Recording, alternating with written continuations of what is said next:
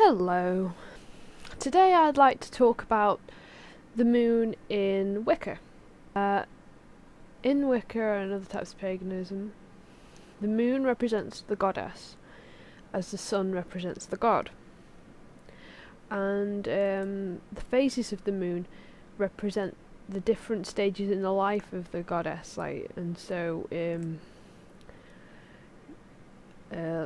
During the waxing moon, which is when the moon is getting bigger, this represents the time of the maiden, who is the young woman, and the goddess as the maiden is seen as any woman of childbearing age who has not yet had children. So even a woman who is pregnant could represent the maiden in a ritual of some kind.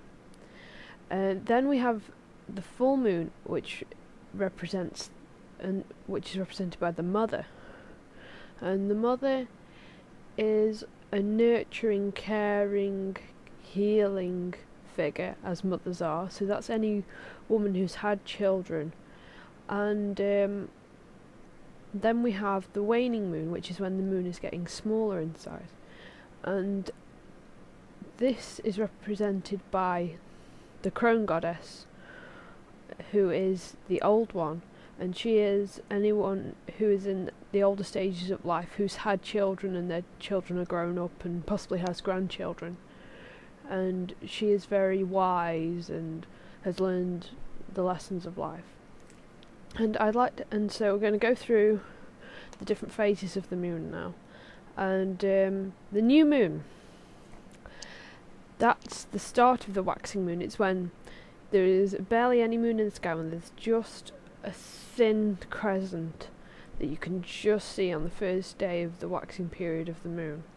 And this is the start of the maiden's rule of the moon, and this is when you do things to begin new projects. And it's also the switch between the crone of the waning moon and the maiden of the waxing moon. So this is when you start new projects or endeavours, and generally if you do something on new moon to begin a new project or endeavour, it will usually come to fruition by the full moon.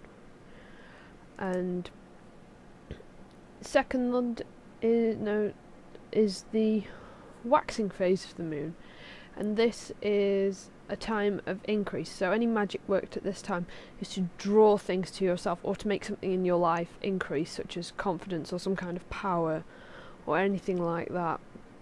And so it's a time for any kind of gaining spells, and this is the time of the maiden.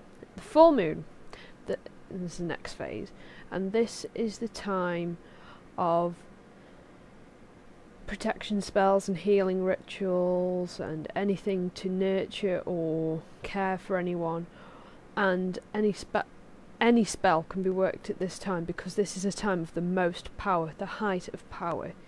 This is the most power at this time, and so any spell can be worked. And this is the time of the mother. And there are 7 days on which full moon magic can be worked successfully. There's the 3 days before the full moon, the day of the full moon itself, and the 3 days after the full moon. Next we have the waning moon. This is the time, as I've already said, of the crone goddess, and this is the time to remove anything that you don't want, or to keep things away from you, or to take things away. And towards the end of the waning period, the waning phase of the moon, is a moon phase called the dark moon, and this is 3 days before the new moon, when there is no moon in the sky. Now this is a time for banishing spells and banishing anything from yourself that you don't want within you, and it's time for things to do with psychic awareness, and you're now experiencing the full power of the dark goddess.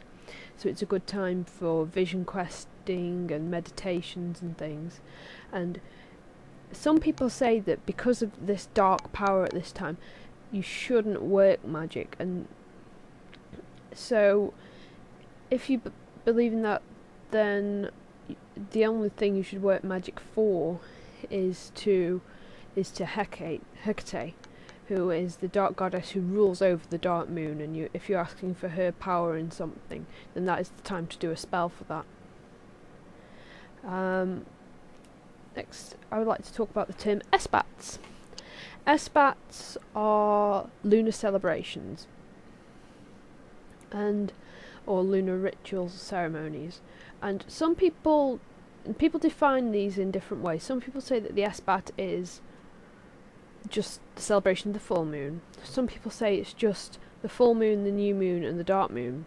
And some people say it's any lunar celebration. So even if it wasn't one of those three, it could just be a time in the waxing moon or a time in the waning moon, and you were doing some kind of lunar ritual, then it would be an Esbat.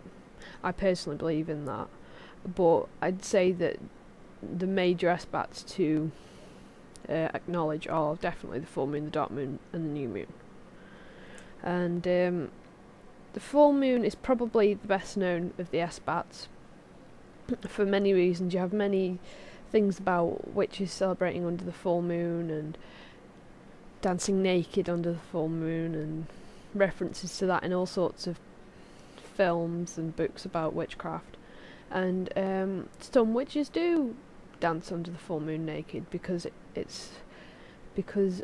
dancing naked means you're uninhibited by clothes, and the full power of the moon can charge you.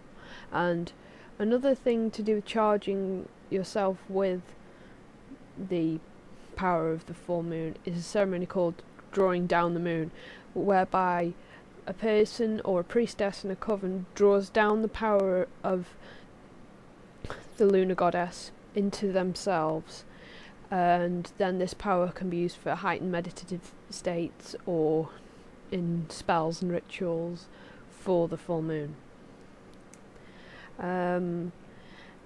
During these Esbats and any other lunar celebration, there are typically things worn such as maybe white clothing or white flowers on the altar and symbols of the moon, and many witches and pagans wear silver jewellery, such as what I'm wearing now, like these silver triquetra earrings, and I have this silver pentacle, and around the edge of the circle is the different phases of the moon, going from new to full to dark to new, and or things such as silver rings like that.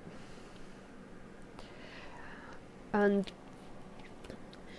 there is a symbol called, and just wait with me a second, the triple moon,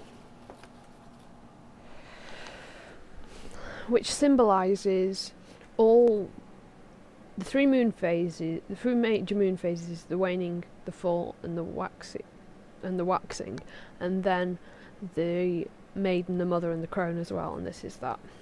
That is the triple moon. So you've got the waxing crescent, the full moon, the waning crescent. The full moons throughout the year also have different names, and these names are: for January, it's cold moon; February, quickening moon; March, storm moon; April, wind moon; May, flower moon; June, sun moon; July, blessing moon; August, corn moon; September, harvest moon; October, blood moon; November, morning moon; and December, long night's moon. And there's also a full moon in the year which happens occasionally, called the blue moon. And I'm sure you've heard the phrase, it happens once in a blue moon.